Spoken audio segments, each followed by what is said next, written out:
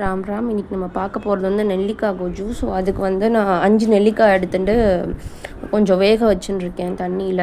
இதுக்கு கொஜ்ஜுக்கு தேவைப்படுற மசாலா என்னென்னா 2 ஸ்பூன் கொத்தமல்லி வரை, 2 ஸ்பூன் கடலைப்பருப்பு, 1 ஸ்பூன் உளுந்து. இதை கொஞ்சோண்டு எண்ணெய் விட்டுட்டு வறுத்து எடுத்துக்கணும். அதோட 2 நார்மல் சில்லி, 4 காஷ்மீரி சில்லி சேர்த்து வறுத்துட்டு லாஸ்ட்டாக தேங்காய் போட்டு ஒரே ஒரு வதக்கிண்டு ஆறுனதுக்கப்புறம் நம்ம அரைச்சி வச்சுக்கணும் தனியாக.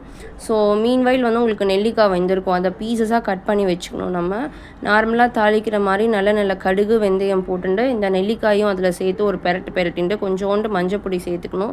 ஆல்ரெடி நெல்லிக்காயில் புளிப்பு தன்மை இருக்குங்கிறனால கொஞ்சோண்டு புளி தண்ணி மட்டும் சேர்த்துக்கலாம் நம்ம. ஸோ கொஞ்சம் புளி தண்ணி சேர்த்துட்டு அது ஒரு கொதி வரணும். மீன்வேல் அதில் வந்து கொஞ்சம் உப்பு, கொஞ்சோண்டு வெல்லம் சேர்த்துக்கணும். ஒரு 1 ஸ்பூன் வெல்லம் நீங்கள் சேர்த்துக்கலாம். இந்த மசாலாவை அப்படியே சேர்த்தன்னா கட்டி தட்டிடுங்கிறனால நான் தேவைப்படுற ஒரு 4 ஸ்பூன் மசாலா எடுத்துட்டு கொஞ்சோண்டு அந்த நெல்லிக்காய் வேக வச்ச தண்ணியிலேயே நான் வந்து அதை கலந்துட்டு அந்த மிக்சர் அப்படியே அதில் விடுறேன். நான் விட்டு மீதி இருக்கிற நெல்லிக்காய் வேக வச்ச தண்ணியும் அதோடு விட்டு நல்லா மிக்ஸ் பண்ணிக்கிறேன். ஸோ தேவைக்கேற்ப பெருங்காயம், உப்பெல்லாம் போட்டுட்டு நல்லா அதை கொதிக்க விட்டுட்டோம் அப்படின்னா இதை கொதிக்கிறதுக்கு ஒரு 7-8 மினிட்ஸ் ஆகும். ஸோ கொதிச்சு வந்துடுது அப்படின்னா நெல்லிக்காய் கொஜ்ஜு ரெடி. தேங்க்ஸ் ஃபார் வாட்சிங்.